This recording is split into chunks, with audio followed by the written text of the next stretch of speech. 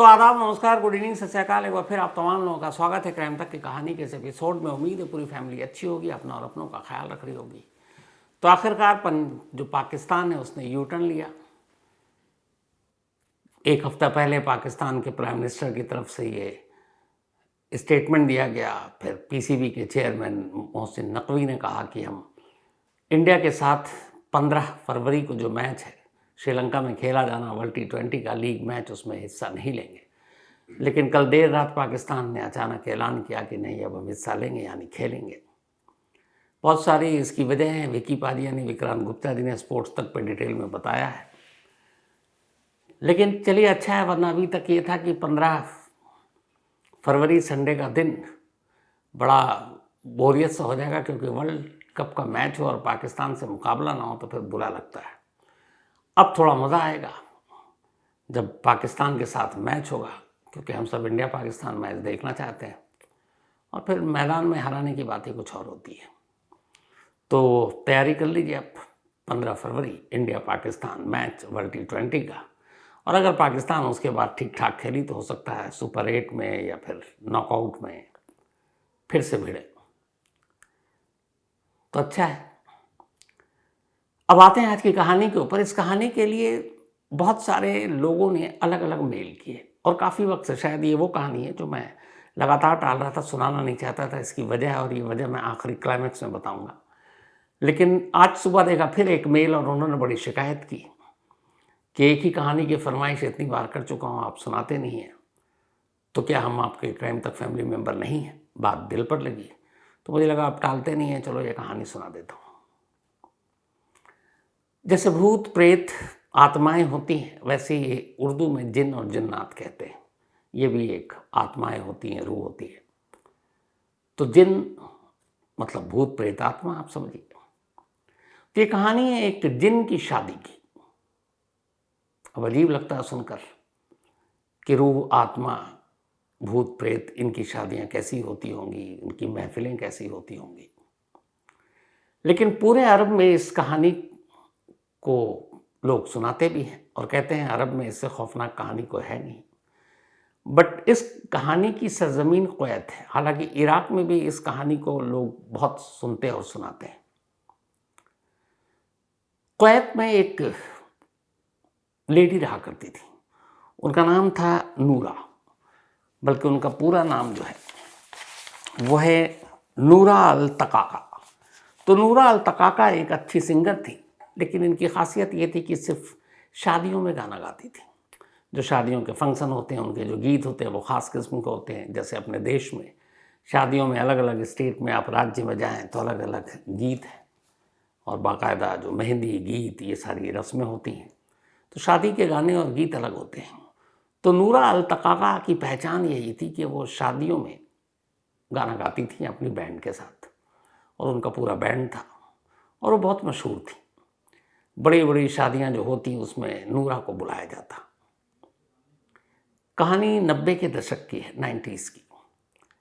एक रात नूरा अपने घर पर थी और काफ़ी इनका शेड्यूल बड़ा हेक्टिक होता था। तो एक रात घर पर थी, अचानक घर के फ़ोन की घंटी बजी। नूरा ने फ़ोन उठाया। दूसरी तरफ से एक महिला की आवाज़ आई, लेकिन नूरा को फ़ोन उठाते ही कुछ अजीब सा लगा। उन्हें लगा सामने जो महिला है जो बोल रही है, ऐसा लग रहा है जैसे उसकी आवाज़ किसी सुरंग से, ज़मीन के बहुत अंदर से आ रही है। एक इको टाइप आवाज़ और बिल्कुल गहराई से किसी सुरंग से। सामने उस लेडी ने नूरा से कहा कि आप नूरा बोल रही हैं? नूरा ने कहा जी। उसने कहा कि कल हमारी शादी है और हमें आपकी आवाज़ चाहिए। आवाज़ मतलब ये कि शादी में आपको गाना है। नूरा ने कहा कि इतने शॉर्ट नोटिस पर तो मुश्किल है, क्योंकि मेरे और भी बहुत सारे अभी बुकिंग है, तो मैं आ नहीं पाऊंगी। सामने वाले ने फिर से कहा कि नहीं, आपको आना पड़ेगा, आपको अपनी आवाज़ देनी पड़ेगी, मेरी शादी है, आप अपने फ़ीस बताइए, आप जो भी देंगे हम उससे डबल ट्रिपल पैसे दे देंगे। अब नूरा को लगा कि कमाल है, मतलब दुगना पैसा देने की बात कर रही है। अब नूरा थोड़ी सोच में पड़ गई कि हाँ बोलूँ या ना। कुछ पल सोचने के बाद नूरा ने कहा ठीक है, मैं आती हूँ। नूरा को खुद भी लग रहा था कि पता नहीं शायद वो इनकार करना चाहती थी लेकिन कर नहीं पा रही है क्योंकि सामने वाली लेडी की आवाज़ में कुछ अजीब सी कशिश है। नूरा ने डन कर दिया। उसने कहा ठीक है, कल हमारे लोग आएंगे और आपको शहर के बाहर एक बड़ी हवेली है, वहीं शादी का प्रोग्राम है, आपको वहीं आना है। नूरा ने कहा ठीक है। अब नूरा ने अपने बैंड मेंबर को, अपनी बाकी साथियों को बताया और उस बैंड मेंबर में सारी महिलाएं थी, कोई मेल या पुरुष नहीं था। तो अब नूरा अगले दिन अपने बैंड मेंबर के साथ तैयारी करती हैं, लेकिन उससे पहले जब बैंड मेंबर को सब कुछ बता दिया, उस रात नूरा को नींद नहीं आई। वो इसी चीज़ में खोई हुई है कि जिसका फ़ोन था उसकी आवाज़ मतलब उन्हें बेचैन कर रहा, कि वो कौन लेडी थी जिसकी आवाज़ इस तरह से ऐसा लग रहा है जैसे सुरंग के नीचे से बोल रही है और कानों से वो आवाज़ उसकी जा नहीं रही है नूरा की। तो परेशान उसे लगा, कुछ अजीब सी फीलिंग भी आ रही है, जाऊं ना जाऊं, बहाना कर दूं, लेकिन वो इनकार नहीं कर पाई। खैर रात बीती, सुबह हुई। सुबह होने के बाद नूरा ने अपने बैंड वालों को कहा कि ठीक है, आप सब तैयार रहो, फिर चलते हैं। अब इसके बाद दोपहर के बाद, चूँकि शहर के बाहर था और वहाँ जाकर अपना सेटअप भी करना था, तो नूरा और उनकी बैंड मेंबर तैयार हो गई। वादे के मुताबिक जिस लेडी ने फ़ोन किया था उनकी गाड़ी ड्राइवर के साथ नूरा के घर के बाहर, और नूरा के बैंड मेंबर उस बड़ी सी गाड़ी में बैठ गए। अब गाड़ी चल पड़ी। जैसी गाड़ी चली, थोड़ी देर के बाद नूरा ने महसूस किया कि गाड़ी, जो शीशे हैं या आईना है गाड़ी के अंदर होता है, मिरर, रेयर मिरर और सारी चीज़ें, वो तो है, लेकिन उसमें कोई चेहरा दिखाई नहीं दे रहा है।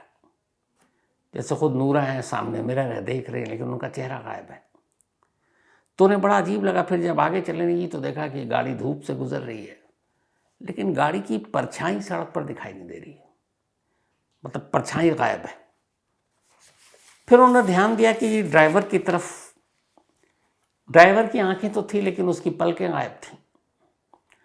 अब ये सब देखकर, और गाड़ी चल रही है और नूरा की हालत ख़राब हो रही है, रात की आवाज़ अभी तक कानों से मतलब गूंजी अभी तक जा नहीं रही है। अब गाड़ी रेगिस्तान के रास्ते पर है और धीरे धीरे मंजिल की तरफ बढ़ रही है। रेगिस्तान की तरफ जाते हुए अचानक जैसे नूरा को लगा कि घड़ी बंद हो गई, वक्त रुक गया, कुछ समझ में नहीं आ रहा है। और नूरा को कुछ पल के बाद ऐसा लगा जैसे वो रेगिस्तान के बीच से जो सड़क जा रही है उस सड़क पर नहीं जा रही है, बल्कि गाड़ी धीरे धीरे नीचे गहरी खाई में जा रही है, लेकिन स्लोली स्लोली। अब ये बात बड़ी अजीब उनको सब कुछ महसूस हो रहा है कि हम जा सीधे रहे हैं, पर लग रहा है नीचे की तरफ जा रहे हैं। ड्राइवर की आंखें हैं, पलकें नहीं हैं, शीशा है तो चेहरा नहीं है, गाड़ी चल रही है, धूप है तो परछाई नहीं है, जबकि परछाइयाँ बनती हैं। खैर ये सब होते होते धीरे धीरे सफ़र कटा, शाम हो गई। अब अचानक गाड़ी एक जगह रुकती है, सामने नज़र पड़ती है एक महल नुमा ढांचा था। नूरा को बड़ा अजीब लगा देखकर कि यहाँ शादी है और ये एक वीरान खंडर जैसा ढांचा, लेकिन उस ढांचे को देखकर लग रहा था कि ये महल कभी बहुत खूबसूरत और आबाद रहा हुआ करती होगी। अब गाड़ी से उतर कर वो लोग गए, तो जैसे करीब गए तो उस खंडर नुमा महल की दीवारें ऐसा लगा जैसे हिल रही हैं, और दीवारों से ऐसा लग रहा है जैसे दीवारें हिल भी रही हैं और सांस भी ले रही हैं। अब अचानक नूरा के कान में कुछ शोर सा सुनाई दिया और एक आवाज़ आई। नूरा के कान में किसी ने खामोशी से कहा कि अब पीछे नहीं जा सकती, आगे बढ़ना है तुम्हें। नूरा फिर घबराई। अब वो उस हवेली के अंदर दाखिल हुई। जब अंदर दाखिल हुई तो वो हैरान रह गई, देखा कि अंदर हवेली में उसे लगा कि वो वक्त से पहले आ गई है, लेकिन पूरे हॉल में सैकड़ों मेहमान हैं और सैकड़ों मेहमान छत के नीचे जमा हैं और सारे मेहमान बैठे हुए हैं। लेकिन अचानक नूरा की नज़र पड़ी कि जो हॉल में कुर्सियां रखी हैं वो सारी खाली हैं। नूरा को यकीन नहीं हुआ। फिर उसने देखा वाकई कुर्सियां खाली हैं, लेकिन मेहमान तो बैठे हुए हैं। फिर उसने ध्यान से देखा तो देखा कि सारे मेहमान हवा में बैठे हुए हैं और ज़मीन पर कुर्सियां खाली पड़ी हैं।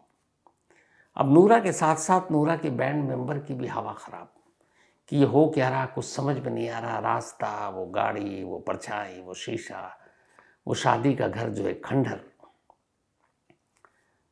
फिर भी अब इन्होंने किसी तरह से डरते कांपते जो स्टेज इनके लिए फिक्स था वहाँ अपना सेटअप तैयार किया और अब इनको गाना गाना था। तभी उन मेहमानों के बीच से इन्हें दूल्हा और दुल्हन सभी के लिबास अलग थे, तो दूल्हा और दुल्हन के लिबास से इन्होंने पहचाना कि शायद यही है, इन्हीं की शादी है।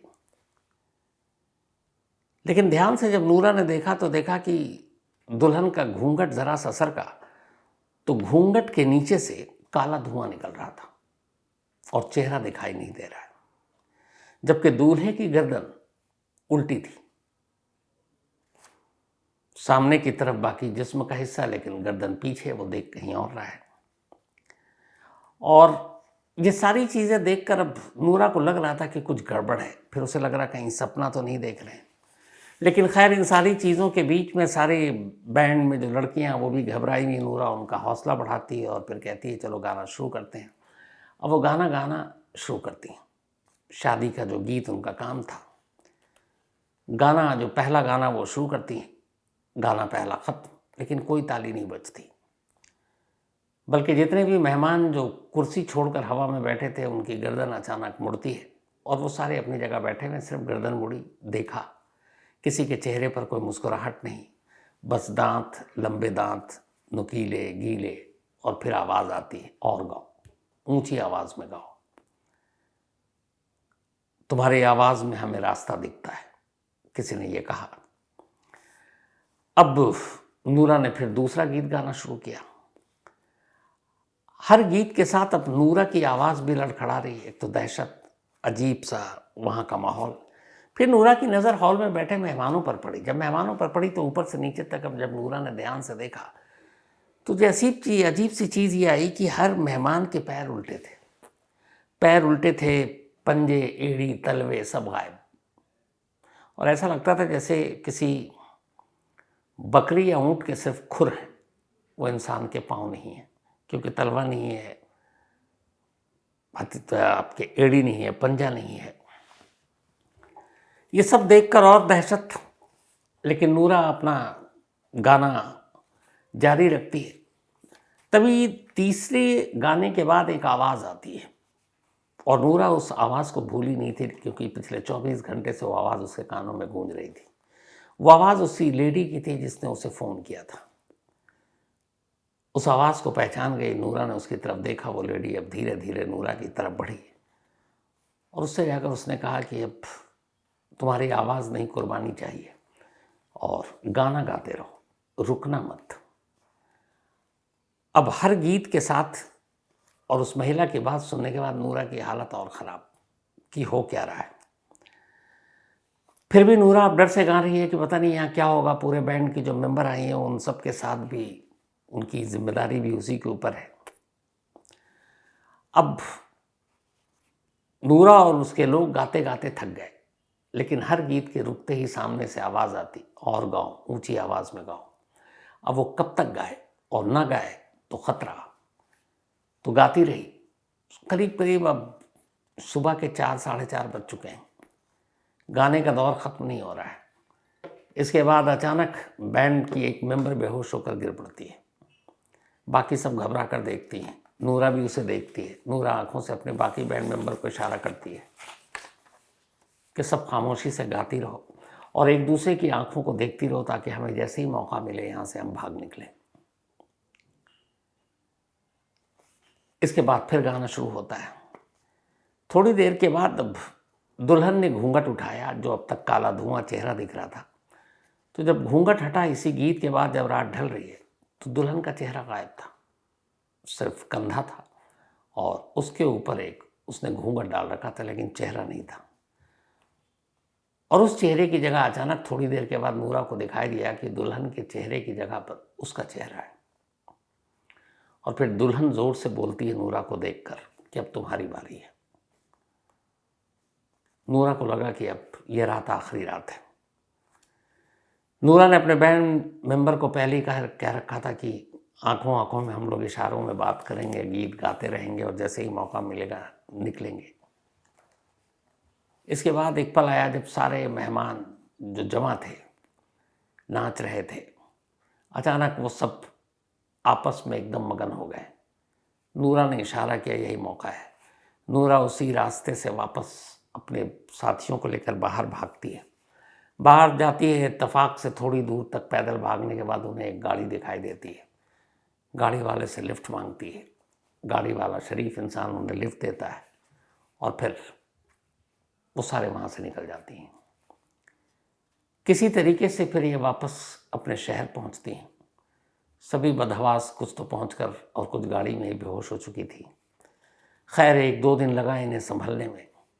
संभलने के बाद अब नूरा ने अपने तमाम कहानी अपने जानने वालों को बताई। उन्होंने कहा कहाँ पर ये शादी थी। नूरा ने रास्ता बताया। लोग वहाँ पहुँचे तो पता चला कि वहाँ तो इस तरह की कोई हवेली ही नहीं है। बरसों पहले हुआ करती थी, वो ख़त्म हो गई, मटिया मेट हो गई। नूरा को यकीन नहीं आता। नूरा उन लोगों से कहती है कि चलो मैं नहीं, मेरी पूरी बैंड मेंबर चल कर देखती है।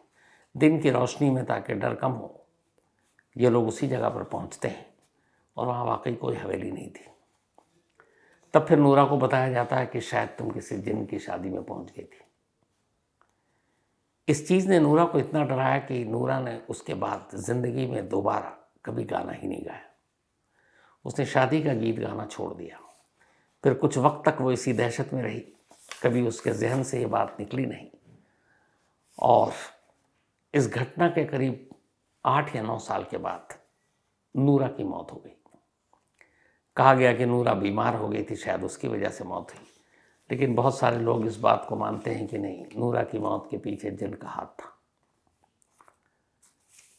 नूरा की मौत के साथ ही नूरा का पूरा बैंड भी ख़त्म हो गया और ये कहानी लेकिन ख़त्म नहीं हुई।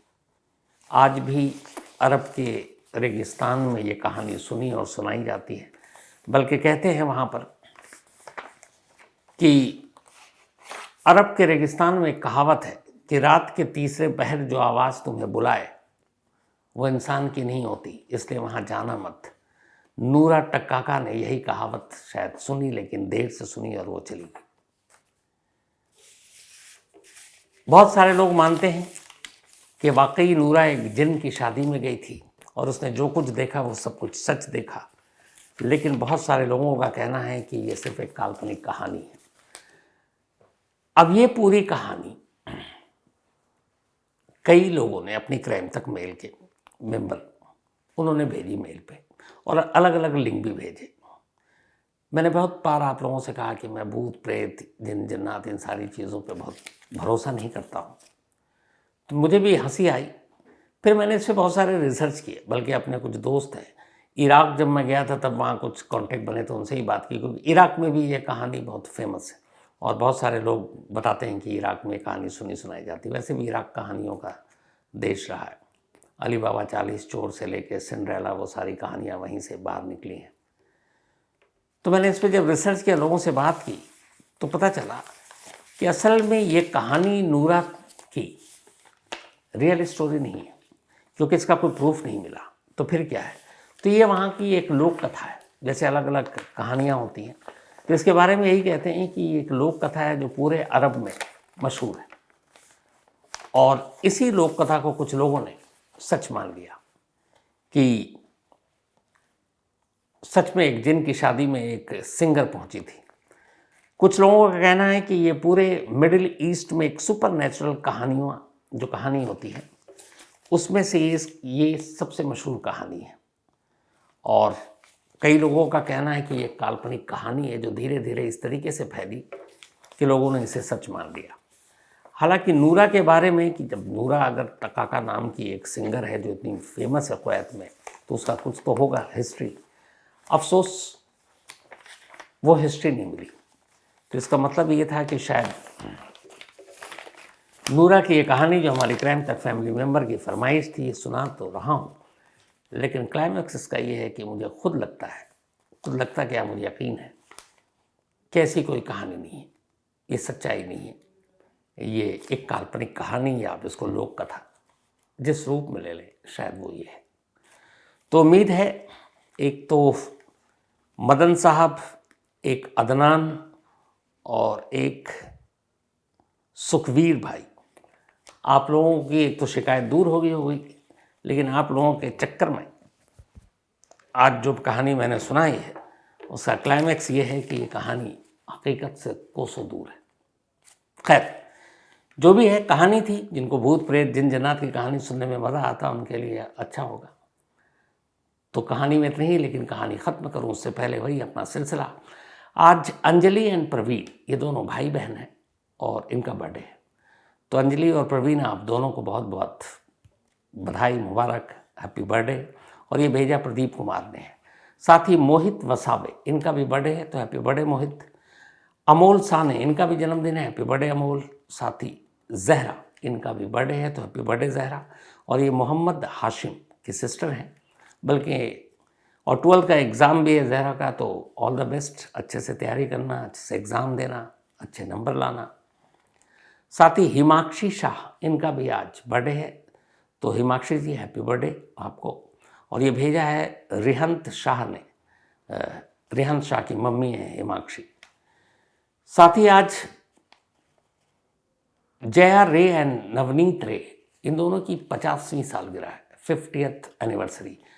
तो जया जी एंड नवनीत साहब, हैप्पी एनिवर्सरी। आप दोनों को, आपकी जोड़ी ऐसी ही बनी रहे और हम जल्दी सेंचुरी भी मनाएं, इसकी यही दुआ है। और नवनीत साहब हमारे बहुत पुराने फैमिली मेम्बर हैं क्राइम तक के। उम्मीद आप अच्छे होंगे। Thank you so much once again, congrats, happy anniversary. साथ ही रेखा जायसवाल एंड गणेश जायसवाल, इन दोनों की भी एनिवर्सरी है। तो रेखा जी और गणेश जी, आप दोनों की बहुत बहुत बधाई, हैप्पी एनिवर्सरी। और ये भेजा सुधीर कुमार ने है। अच्छा, अभी लास्ट सैटरडे में था नहीं यहाँ, बाहर चला गया था। उसकी वजह ये थी कि बहुत पहले मैंने कहानी सुनाई थी नीम करौली बाबा की, और जब ये कहानी सुनाई, बहुत सारी उनकी किताबें भी पढ़ी थी, तो बहुत सारे किस्से भी सुने। तब से एक मन में था कि एक बार कैची धाम जाना चाहिए। तो उसी सिलसिले में last Saturday Sunday Kainchi Dham में था वाइफ के साथ। तो जब कैची धाम गया तो वहाँ अपने क्राइम तक फैमिली मेम्बर बहुत सारे मिले।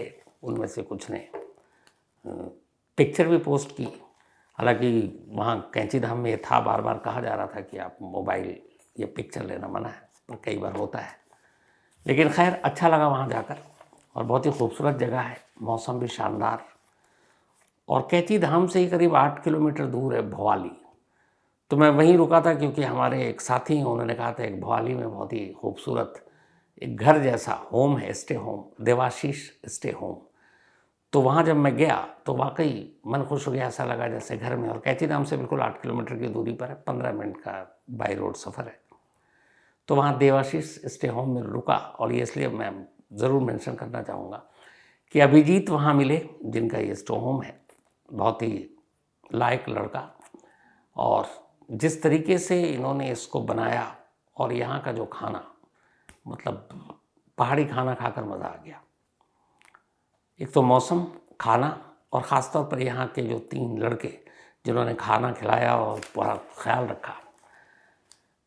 सुरेश साहब के हाथ में ऊपर वाले ने जादू दे रखा है, क्या खाना बनाते हैं। And thank you so much Suresh भाई, आपके इस प्यार के लिए, आपकी इस मोहब्बत के लिए, और आपके खाने के लिए, आपके आलू के पराठे के लिए, और वो पहाड़ी सब्ज़ी के लिए, लाई वाली भी सब्ज़ी आपने खिलाई। और इसके अलावा रोहित उर्फ रिंकू और अनु, ये दोनों लड़के, ऑल द बेस्ट रोहित, अनु। मैं ही चाहता हूँ कि तुम लोग 12th करो, और फिर तुम्हारी जो तमन्ना है आर्मी में जाने की, पुलिस में जाने की, वो ज़रूर पूरी हो। बट उसके लिए मेहनत करनी होगी, तो मेहनत करो, क्योंकि मेहनत के अलावा और कोई रास्ता है नहीं। तो सुरेश, रोहित और Anu, thank you so much, और फिर जल्दी मुलाकात होगी। And Abhijit, thank you so much इस प्यार के लिए, और बस मिलते रहेंगे। और आप दिल्ली आना तो ज़रूर बताना। तो इसके साथ ही, और हाँ, आप लोग भी अगर कभी जाएं तो भवाली देवाशीष स्टे होम है, बिल्कुल होमली फील करेंगे आप। और यहाँ का खाने का जवाब नहीं, मतलब अब सुरेश साहब बनाते हैं तो घर वाला जादू भी आता है। तो इसके साथ ही कहानी में आज इतना ही। यहाँ अगली बार मैंने ये भी कहा शिकारपुरी को लेकर जाऊँगा, इन लोगों ने भी शिकायत की थी, तो पूरी टीम को ही ले जाऊँगा, ठीक है। तो इसके साथ ही कहानी में आज इतना ही। अब आपसे मुलाकात होगी कल रात 9 बजे किसी नई कहानी के साथ। तब तक अपना और अपनों का ख्याल रखिएगा। Thank you very much.